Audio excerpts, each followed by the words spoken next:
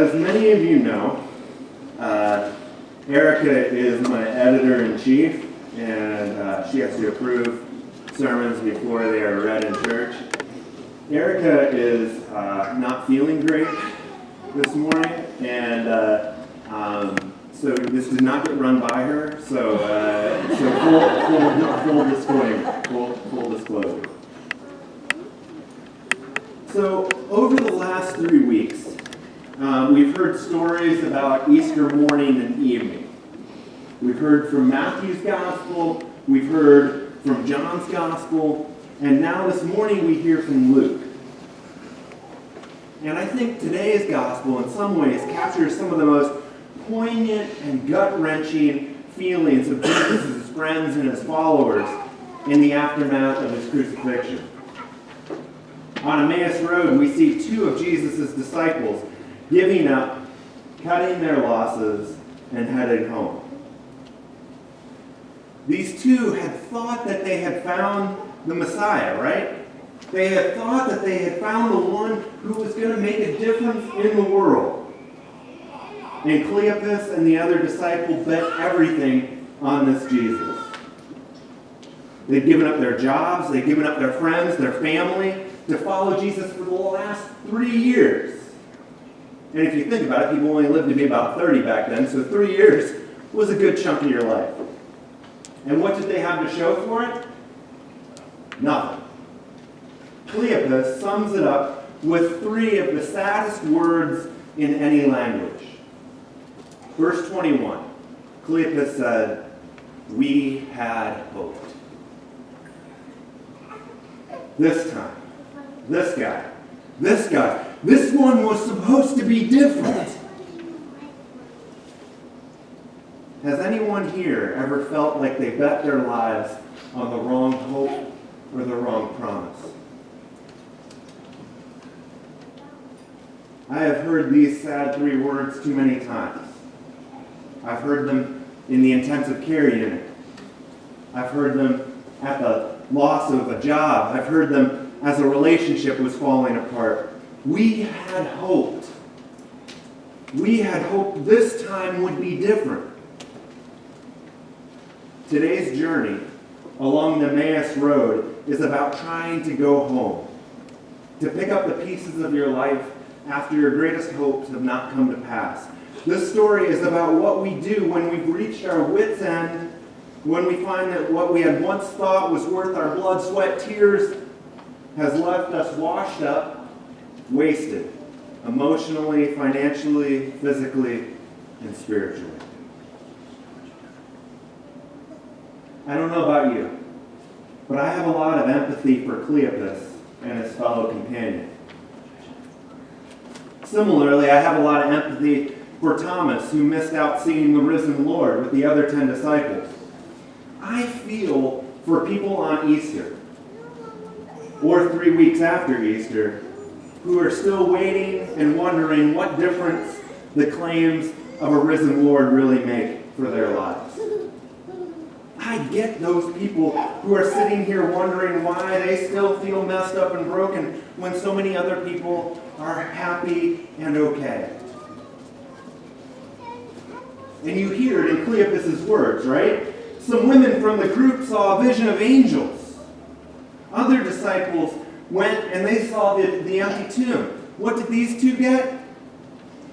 Nothing. They wanted their Easter morning too.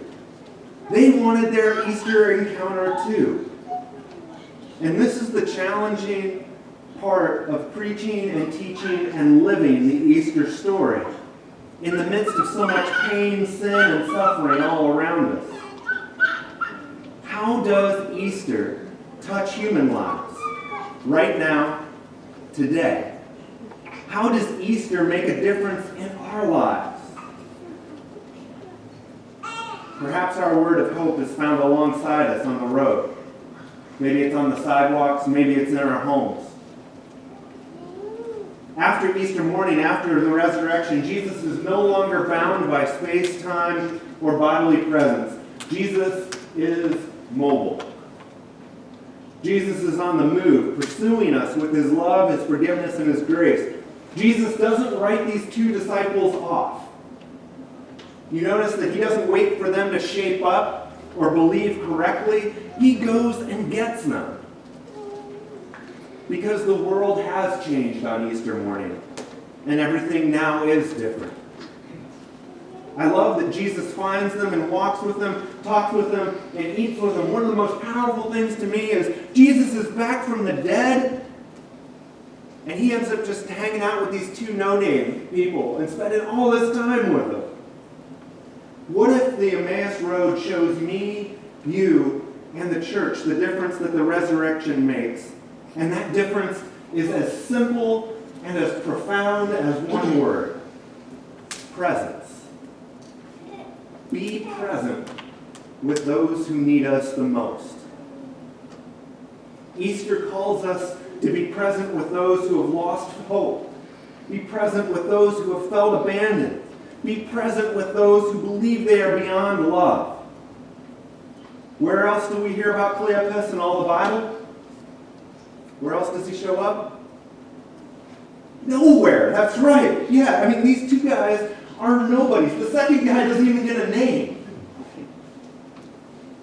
But not to Jesus. Jesus goes and spends almost all day with these two. Easter proclaims that everybody is now a somebody. Everyone is important. Everyone is precious, and everyone is worth God's time. It doesn't matter if you're white or black, rich or poor, documented or undocumented, gay or straight, conservative or liberal. God loves you right now. God loves you today, and God has good things planned for you in your life. This is the truth. As Christ's risen body, the church is called to live into this truth. We are called to be a place and a people who walk beside those who have lost hope or given up on themselves. On Saturday, May 13th, at 8 a.m., Brian Clark is leading our men's ministry group to the Genesis House. It's a halfway house downtown at the split where 40 turns towards Hopwood. It's for men battling addiction, criminal pasts. Will you go with him and be present with these men? This week we begin a 4-week education series on domestic violence. People who have been hurt, blamed, or shamed. Will we come to learn and stand beside those who have suffered abuse and learn how to protect victims and prevent people from suffering further abuse? And there are a multitude of other ways to be present. Someone who has lost a spouse, set up a time to get coffee with them. A friend who is going through a divorce, call and check in on them. A family member battling addiction or mental illness, include them as you always have. Most of ministry isn't about saying the right things. It's about showing up. I want to end with a story. After graduating college, I went through a pretty painful breakup. Everybody has their first love, right? And it's my first long-term girlfriend, and I thought it was the person that I was going to marry. I'd been saving up for a ring, and suddenly it was over. And I wondered about my worth.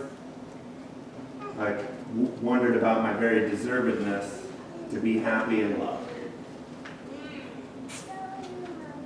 In hindsight, I didn't see it at the time, I owe a lot to my friend Lee. Lee didn't talk to me much. Anyone who knows Lee won't be surprised by that. Lee didn't give me advice about women or offer perspective. Anyone who knows Lee won't be surprised by that either. Lee simply made sure that I was invited, that I had somewhere to go on those weekends when I would have been with my girlfriend in the past. Lee didn't do anything extraordinary or heroic. He was simply present while I was on my Emmaus Road. He was there to invite me out for Chipotle burritos, bad movies, and for karaoke performances of Adam Sandler songs. In all of that, he showed me Easter, and he made a difference. Thanks be to God and amen.